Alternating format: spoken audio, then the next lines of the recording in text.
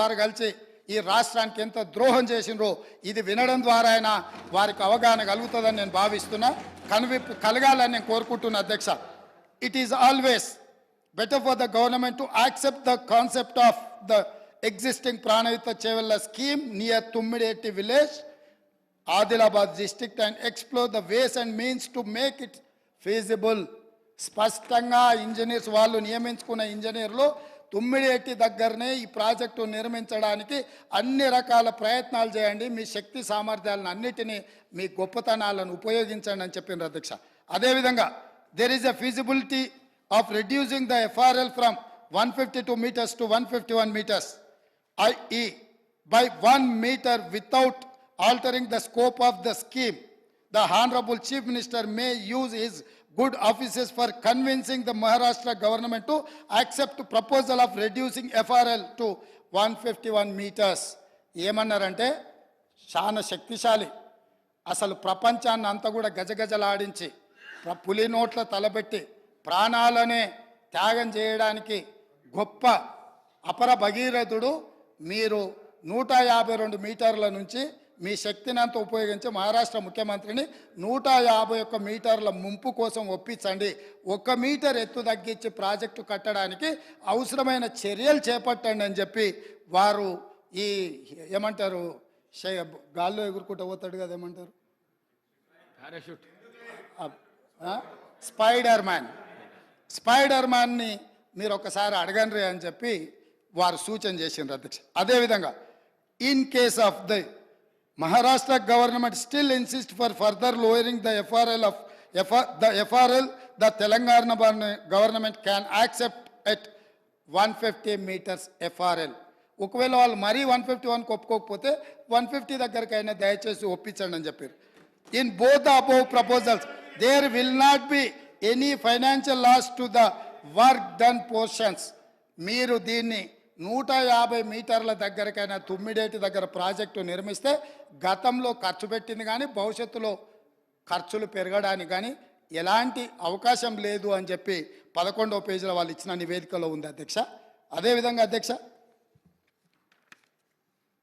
13వ page అధ్యక్ష final recommendations అంటే ఇంకా అన్ని ఎగ్జామిన్ చేసినాం, కంక్లూజివ్ రిమార్క్స్ ఇచ్చిండ్రు, తర్వాత ఫైనల్ రికమెండేషన్స్ ఇచ్చిండ్రు అధ్యక్ష 13వ పేజీలో. ఈ ఫైనల్ రికమెండేషన్లో ఏమన్నారో ఈ ఒక్క సెంటెన్స్ చెప్తా, ఈ తర్వాత అయినా మిత్రుడు హరీష్ రావు గారికి కనువిప్పు కలిగి తెలంగాణ సమాజానికి వారికి క్షమాపణ చెప్తారు చంద్రశేఖరరావు గారి తరఫున అని నేను భావిస్తున్నా అధ్యక్ష. The proposal of construction of a barrage on main Godavari near Medigadda village and lifting 160 TMC of water to mid Maner reservoir is not desirable. Very clear, crystal clear and loud. They have said ఇది ఉపయోగం లేని నిరుపయోగమైన ప్రయత్నము. నేను మళ్ళొక్కసారి చదివి వినిపించే రికార్డులోకి ఈ విషయాన్ని అంతా తీసుకురాదలుచుకున్న అధ్యక్ష. The proposal of construction of a barrage on main Godavari near Medigadda village and lifting 160 TMC of water to mid Maner reservoir is not desirable. 5 మంది ఎవరు అధ్యక్ష దీంట్లో సంతకం పెట్టింది, నివేదిక ఇచ్చింది? తెలంగాణ కోసం కొట్లాడిన ఇంజనీర్లు అధ్యక్ష. నీళ్లకు మన తెలంగాణ ఎట్లా బాగుపడుతుందో అని చెప్పిన ఇంజనీర్లు, ఆ ఇంజనీర్లు B Anantharamulu, P Venkataramarao, S Chandramouli, G Damodar Reddy, M Shyamprasad Reddy. 5 మంది ఇంజనీర్లు కష్టపడి అన్ని పరిశీలించి పూర్తి స్థాయిలో ఒక ఎక్స్పర్ట్ కమిటీ రిపోర్ట్ 14 పేజీలతో ప్రభుత్వానికి ఇస్తే ఆ రోజు సాగునీటి పారుదల శాఖ మంత్రి హరీష్ రావు గారు, ఆనాటి ముఖ్యమంత్రి చంద్రశేఖరరావు గారు ఈ నివేదికను తొక్కిపట్టి మసిబూసి మారేడుగాయ చేసి మేడిగడ్డ దగ్గర బ్యారేజీలు కడితే తెలంగాణకి ఏదో మేలు జరుగుద్దని 38,500 కోట్ల రూపాయల నుంచి 1,47,000 కోట్ల రూపాయలకు ప్రాజెక్టు అంచనాలు పెంచినరు. ఒకవేళ పెంచి అంచనాలతో నిర్మించినా అది ఉండి తెలంగాణ బీడులు వారిన భూములకు ఒకవేళ పచ్చని పైర్లు బండిని ఉంటే ఈ లెక్కలు ఈ ఉత్తమ్ కుమార్ రెడ్డి గారు రాత్రి మగాళ్ళు కష్టపడి ఈ పవర్ పాయింట్ ప్రజెంటేషన్లు ఇవన్నీ చెప్పాల్సిన అవసరం లేకుండా అధ్యక్ష. ఇదే కాదు అధ్యక్ష, పదే పదే మా మిత్రులు అసలు చంద్రశేఖరరావు గారు అంటే ఏమనుకుంటురే, నీళ్ళకే నడక నేర్పిండు, అలా అసలు హంసకి కాదు అదేంది నెమలికి డ్యాన్స్ నేర్పిండు, అసలు అపర భగీరథుడు అని వాళ్ళు చెప్తున్నారు అధ్యక్ష. ఇది 23 సెప్టెంబర్ 2015 అధ్యక్ష. తమరు చూడాలి అధ్యక్ష, తమరు చూడాలి, సభ్యులు చూడాలి. సాక్షి పత్రిక సెప్టెంబర్ 23, 2015 నాడు, ఇవాళ ఏ తారీఖులు ఉన్నాం అధ్యక్ష? ఫిబ్రవరి 17, 2024 ఉన్నాం అధ్యక్ష. 9 ఏళ్ల కింద, దాదాపుగా 9 ఏళ్ల కింద అధ్యక్ష, మేడిగడ్డ మేడి పండేనా మిత్రులందరూ చూడాలి. ఆ రోజు సాక్షి పేపర్లో మీ మిత్రుడే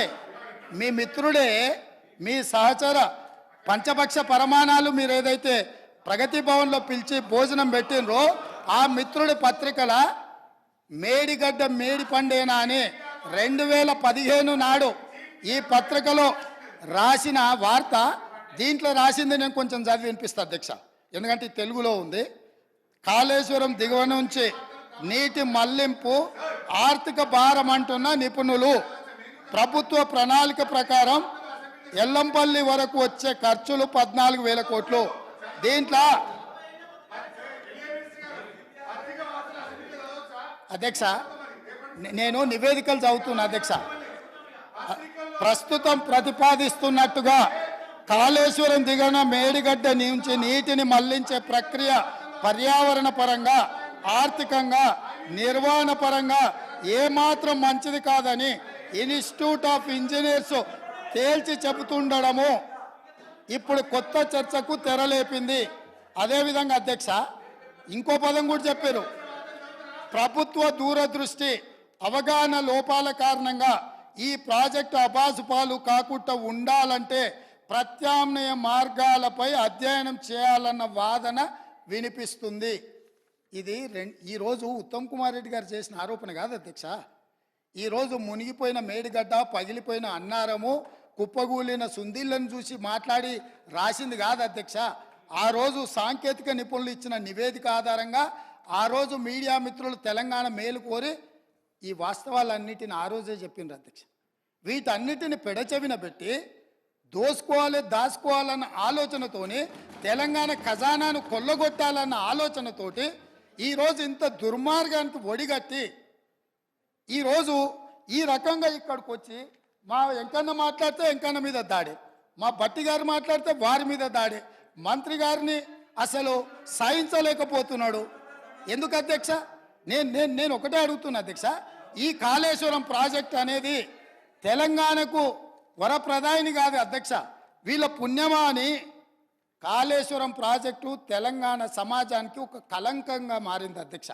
ఇవాళ ఈ కలంకాన్ని నిలువెత్తు ఆధారాలు అక్కడ ఉంటే పక్కున పగిలిపోయి, రెండుగా చీలిపోయి, నేలకు కుంగిపోయి, నిటారుగాడపోయి నిలబడితే సిగ్గుతో తెలంగాణ సమాజం తల వంచుకొని పరిస్థితులు కల్పించిన వాళ్ళు ఇంకా నిస్సిగ్గుగా సభలో నిలబడి మమ్మల్ని ప్రశ్నిస్తారా అధ్యక్ష? ఆనాడు జరిగిన తప్పిదాలను సరిదిద్దడానికి ఉమ్మడి రాష్ట్రంలో సమైక్య పాలనలో తీసుకుంటున్న నిర్ణయాలు తెలంగాణ సమాజానికి మేలు చేకూర్చడం లేదు అనే ఎన్నో ఒడిదుడుకులను ఎదుర్కొని 4 కోట్ల తెలంగాణ ప్రజలకు 60 సంవత్సరాల ఆకాంక్షను అమలు చేయడానికి శ్రీమతి సోనియా గాంధీ గారు తెలంగాణ రాష్ట్రం ఇచ్చింది అధ్యక్ష. అట్లా ఇచ్చిన తెలంగాణను వీళ్ళని నమ్మి వీళ్ళ చేతిలో పెడితే 10 సంవత్సరాల దివాలా తీయించి కొల్లగొట్టి ప్రాజెక్టులు పక్కున బలిగిపోతుంటే దాని మీద క్షమాపణ చెప్పకుండా ఇంకా ఎదురుదాడేంది అధ్యక్ష? ఏంది ఇదా అధ్యక్ష పద్ధతి? ఈ నివేదికను కాదంటాడా? ఈ నివేదిక వాళ్ళు అధికారులను వాళ్ళు నియమించలేదంటాడా? లేకపోతే ఈ నివేదిక సంబంధం లేదంటాడా అని నేను అడుగుతున్నా అధ్యక్ష. ఇవాళ మాజీ మంత్రి హరీష్ రావు గారిని నేను నిలదీస్తున్నా. మీరు బాధ్యులు, మీరు ఈ దుర్మార్గాలకు పాల్పడ్డది మీరు. మిమ్మల్ని ఎందుకు 2014 నుంచి 18 వరకు మిమ్మల్ని చంద్రశేఖరరావు గారు మంత్రిగా కొనసాగించి 18లో ఎందుకు మిమ్మల్ని మంత్రిగా బర్తరఫ్ చేసిందని నేను అడుగుతున్నా. మీరు ఈ దోపిడీలో ఆ తర్వాత వచ్చిన చంద్రశేఖరరావు ఈ ఈ ఈ శాఖకు మంత్రి. ఈ పాపాలకంతా వాళ్ళిద్దరు కారణం కాదా అధ్యక్ష? వీళ్ళిద్దరు కలిసి ఈ రకంగా తెలంగాణను మొత్తం చెదలు పట్టించారు అధ్యక్ష. తెలంగాణను మొత్తం దోపిడి.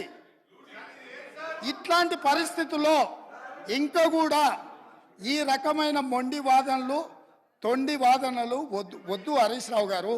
జరిగిన తప్పులు సరే, విజిలెన్స్ అండ్ ఎన్ఫోర్స్మెంట్ నివేదికిస్తే వాళ్ళని తిడుతుంది, కాగ్ నివేదికిస్తే వాళ్ళను ఆరోపణ చేస్తుంది, వాస్తవాలను చెప్తే మా మీద దాడి చేస్తుంది. మరి మీరు నియమించుకున్న అధికారులు ఇచ్చిన నివేదికని ఇది కూడా తప్పుడు నివేదికనే అధ్యక్ష? ఇది కూడా తప్పుడు నివేదికనే అంటాడా? అంటే ఎటు పోతున్నాము అధ్యక్ష? మనము ఎక్కడికి వెళ్తున్నాము? ఏం చర్చ జరుగుతుంది అధ్యక్ష?